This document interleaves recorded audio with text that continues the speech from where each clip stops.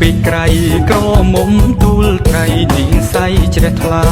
ហើយអង្គកឋិនចូលទៅវត្តវាតាមបែបសាសនារាំងសាកាពី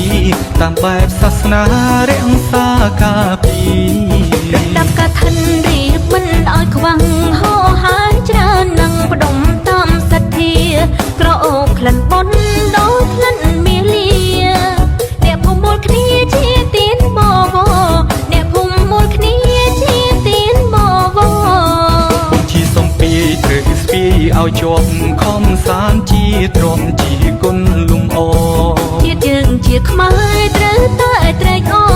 រខ្មែរមានវប្បធម៌ថ្លៃថ្លារុងរឿងខ្មែរមានវប្បធម៌ថ្លៃថ្លារុងរឿង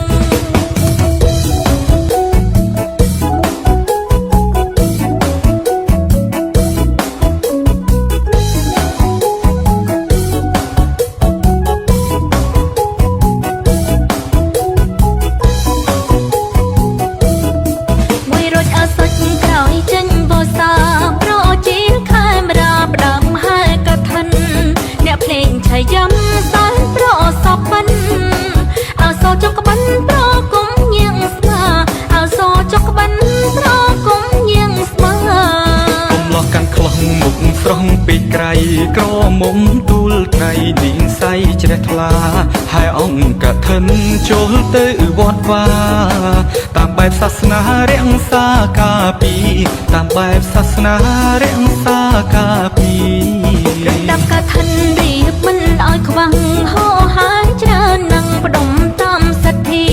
ក្រអូបក្លិនបុណ្យដោយក្លិនមាលាអ្នកភូមិមូលគ្នាជាទៀនបវរអ្នកភូមិមូលគ្នាជាទៀនបវរជាសំពីត្រូវស្ពីឲ្យជាប់ខំសានជាទ្រាំជាគុណលំអជាតិយើងជាខ្មែរត្រូវតែត្រេកអរខ្មែរមានវប្បធម៌ថ្លៃថ្លារុងរឿងខ្មែរមានវប្បធម៌ថ្លៃថ្លារុងរឿង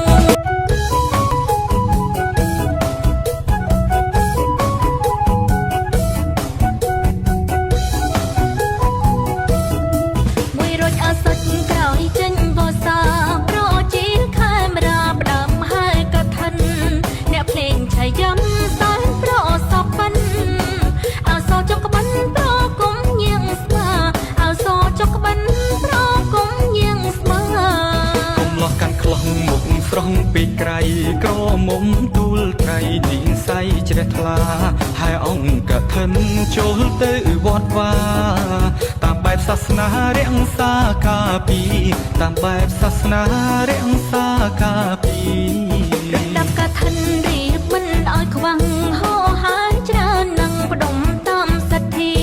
ក្រអូបក្លិនបុណ្យដោយក្លិនមាលាអ្នកភូមិមូលគ្នាជាទៀនបវរអ្នកភូមិមូលគ្នាជាទៀនបវរជាសំពីត្រូវស្ពីឲ្យជាប់ខំសានជាទ្រាំ